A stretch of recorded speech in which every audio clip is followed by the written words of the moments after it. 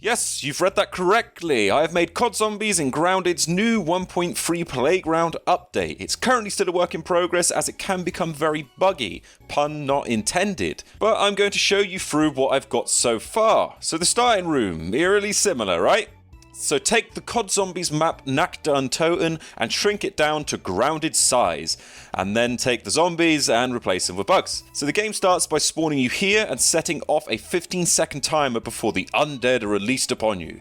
Or in this case, Rusties. Now once the timer is off, the bugs are spawned and you are gifted with a set of fully upgraded Clover armor, which will be upgraded as the rounds progress. Now obviously fists aren't going to get you anywhere against these creatures, so luckily there are obtainable weapons on the wall, such as the Pebblet Spear and Dagger. These are the basics for the first few rounds until you hit round 6 as indicated on the round counter, where the door will open up, giving you access to another room. Stepping through to this area will upgrade your armor to Acorn and give you access to the Speed Boost machine as well as the Magic Box. Speed Boost is fairly straightforward, press a button and you have the zoomies, but the Magic Box is a little more complex. It contains every weapon available in the game and it is set on a randomizer so that you can literally get anything and more than once. But don't press it too much, as excessive presses result in a teddy bear style laughter and the box going into cooldown mode for 90 seconds where you will not be able to use it. So once you're happy with your choice, you can progress through the rounds until you are greeted with another explosion, some power-ups and access to the upper floor. Again, your armor is upgraded to Ladybug and the creatures become more and more difficult. Luckily, you have more to play with that comes in the form of free arrows,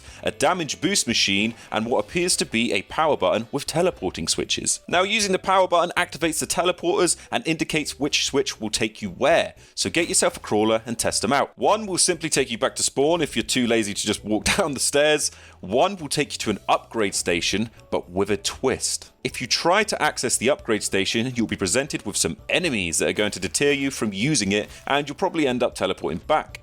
But in order to upgrade, you need to kill these enemies as they present you with the items needed to give your tools a little boost. And the final switch is labeled Do Not Enter. And what do we do when we see a sign like this?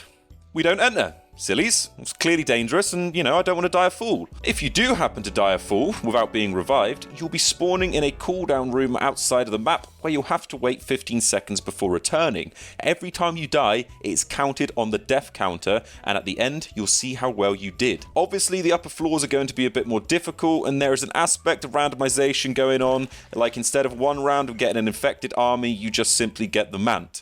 Nothing else, it's just the man, and he just follows you around constantly.